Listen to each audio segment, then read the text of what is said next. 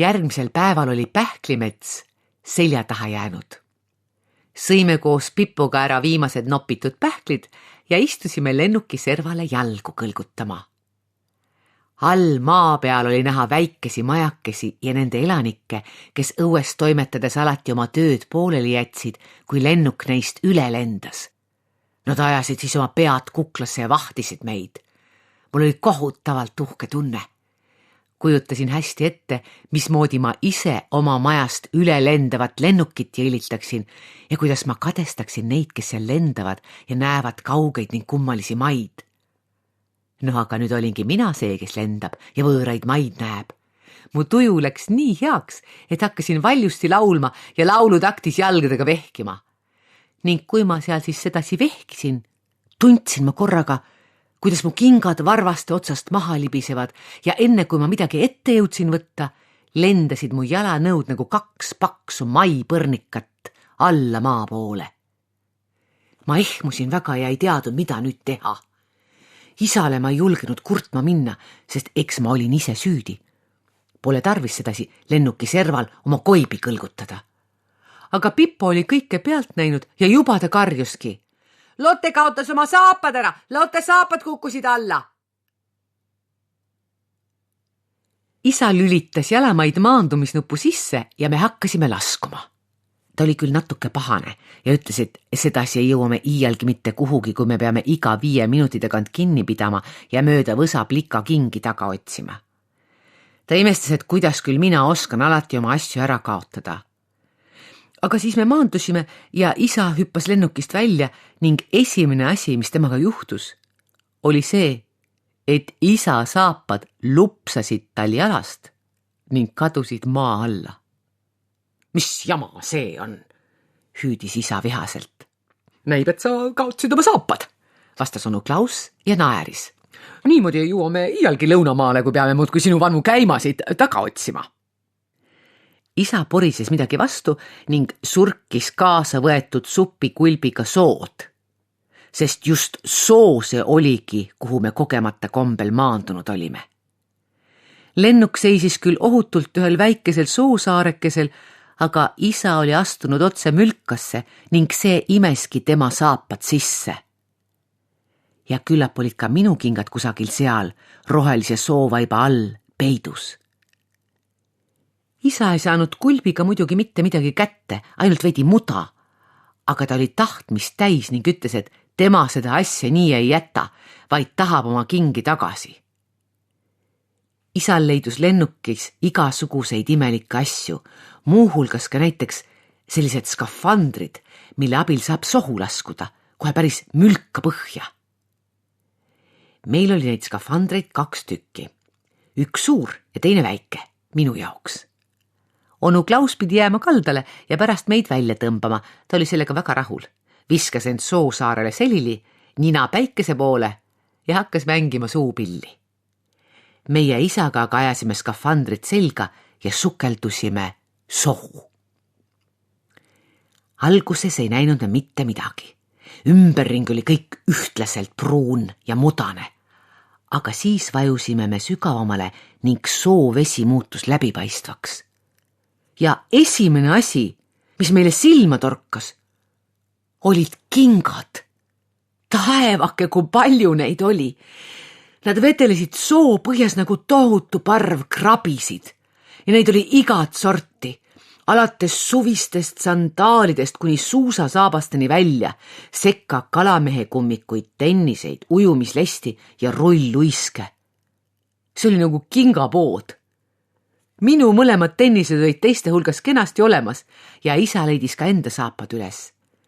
Tahtsime need kaenlasse võtta ja tagasi soopinnale tõusta, kui järsku keegi mind jalast sikutas. See oli üks õige kummaline olend, midagi suure sääse ja jaanalinnu vahepealset.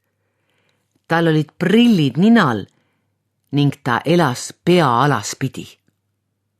See tähendab, et ta istus mugavalt sellesama mudakihi peal, millest meie isaga läbi olime vajunud, ning soopõhi oli tema jaoks seesama, mis meile taevas.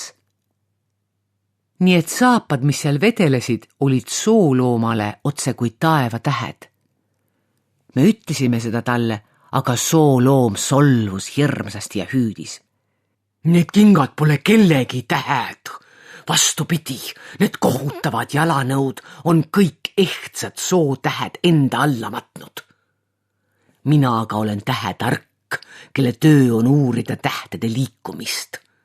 Ma pole juba hulk aega saanud seda teha, sest taevasse tekivad aina uued saapad ja tähti polegi enam näha.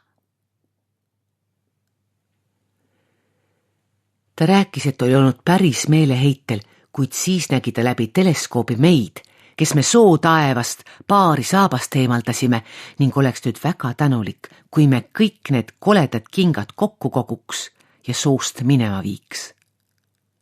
No meil polnud ju põhjust talle ära öelda, seda enam, et me kujutasime hästi ette, kui kole oleks näha omaenda taevas tähtede asemel kummikuid ja päikese asemel vana sandaletti. Laskusime siis sinna sootaevasse, mis oli meie jaoks soopõhi ja hakkasime kingi kokku korjama. Ja tõepoolest nende alt tulid nähtavale tähed. Need polnud küll hoopiski meie taevatähtede moodi, vaid niisugused värvilised, punased, rohelised ja sinised, aga ikkagi väga ilusad ning sädelevad. Midagi kalliskivide taolist. Sooloom oli kohutavalt õnnelik, ta muudkui vahtis neid tähti läbi teleskoobi ja õhkas armunult. Me ladusime saapad suurde kotti ja andsime onu Klausile märku, et ta tõmbaks ning kohe tõusiski see kingalaadung õhku ning kadus läbi muda soopinnale. Tähetark tänas meid südamest, surus kätt ja ütles, et ta on väga rõõmus. Ja siis laskisime ka meie end üles tõmmata ning leidsime kaldalt onu Klausi, kes oli ülimalt imestunud, nähes nii palju erinevaid saapaid ja küsis, kas me kavatseme kingapoe avada. Seda plaani meil muidugi polnud ja tegelikult ei osanudki me nende sadade kingadega alguses midagi peale hakata. Lennukisse neid ju viia ei saanud, siis poleks meile endile enam ruumi jätkunud. Aga siis hüüdis Pippo, et vaadake, kes sealt tuleb. Ja mis te arvate, keda me nägime? 3 korda võite arvata. See oli 100-jalgne, just see, keda vaja. No nüüd te saate vist isegi aru, et meil polnud nende kingadega enam mingit muret. 100-jalgne oli alguses muidugi üllatunud, kui me ütlesime, et tahame talle kinkida kotitäie kingi.